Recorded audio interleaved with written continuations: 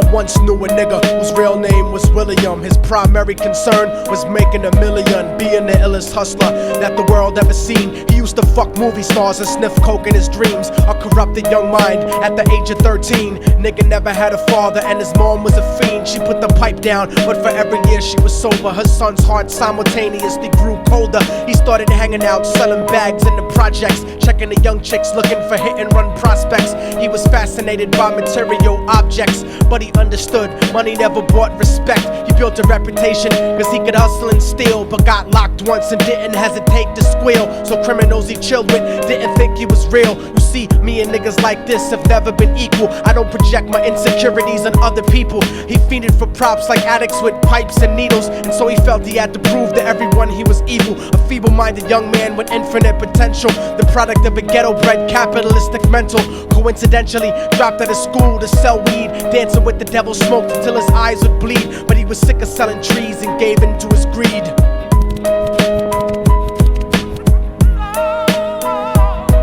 Everyone tryna be trife, never face the consequences. You probably only did a month for minor offenses. Ask a nigga doing life if he had another chance. But then again, there's always the wicked that knew in advance. Dance forever with the devil on a cold cell block. But that's what happens when you rape, murder, and sell rock. Devils used to be gods, angels that fell from the top. There's no diversity because we're burning in the melting pot.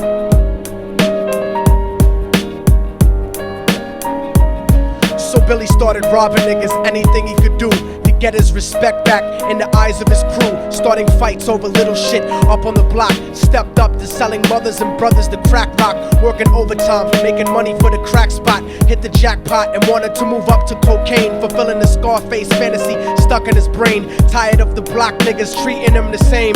He wanted to be major like the cutthroats and the thugs. But when he tried to step to him, niggas showed him no love. They told him any motherfucking coward can sell drugs. Any bitch nigga with a gun can bust slugs.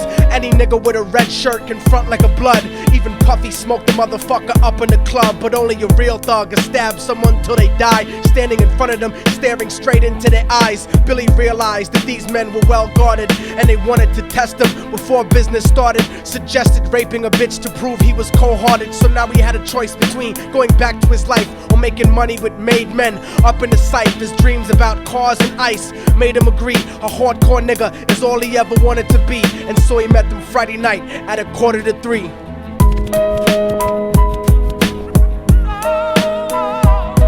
Everyone tryna be trife, never face the consequences. You probably only did a month for minor offenses. Ask a nigga doing life if he had another chance. But then again, there's always the wicked that knew in advance. Dance forever with the devil on a cold cell block. But that's what happens when you rape, murder, and sell rock. Devils used to be gods, angels that fell from the top. There's no diversity because we're burning in the melting pot.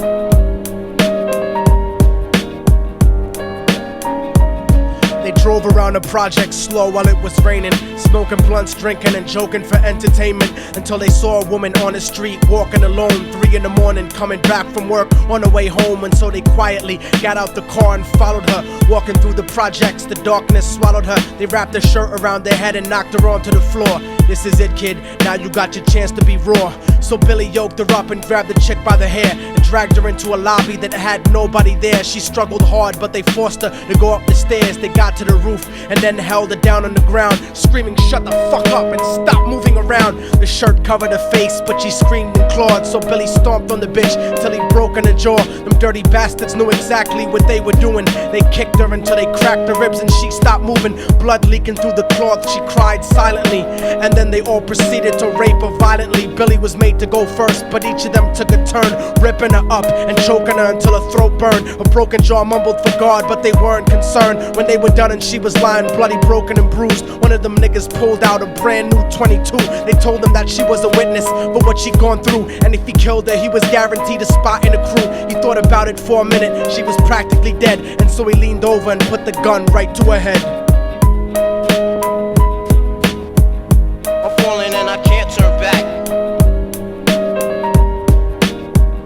I'm falling and and I can't turn back. Right before he pulled the trigger and ended a life, he thought about the cocaine with the platinum and ice, and he felt strong standing along with his new brothers. Cocked the gat to her head and pulled back the shirt cover, but what he saw made him start to cringe and stutter, cause he was staring into the eyes of his own mother. She looked back at him and cried cause he had forsaken her. She cried more painfully, and when they were raping her, his whole world stopped. He couldn't even contemplate. His corruption had successfully changed his fate, and he remembered how his mom used to come home late, working hard for nothing, cause now what was he worth? He turned away from the woman that had once given him birth, and crying out to the sky cause he was lonely and scared, but only the devil responded cause God wasn't there. And right then he knew what it was to be empty and cold, and so he jumped off the roof and died with no soul. They say death takes you to a better place, but I doubt it. After that they killed his mother and never spoke about it. And listen, cause the story that I'm telling is true, cause I was there with Billy Jacobs and I raped his mom too. And now the devil follows me everywhere that I go. In fact, I'm sure he's standing among one of you at my shows, in every street cipher listening to Little Thug's flow. He could be standing right next to you and you wouldn't know. The devil grows inside the hearts of the selfish and wicked. White, brown, yellow, and black color is not restricted. You have a self-destructive destiny when you're inflicted, and you'll be one of God's children that fell from the top. There's no diversity because we're burning in the melting pot. So when the devil wants to dance with you, you better say never, because a dance with the devil might last you forever.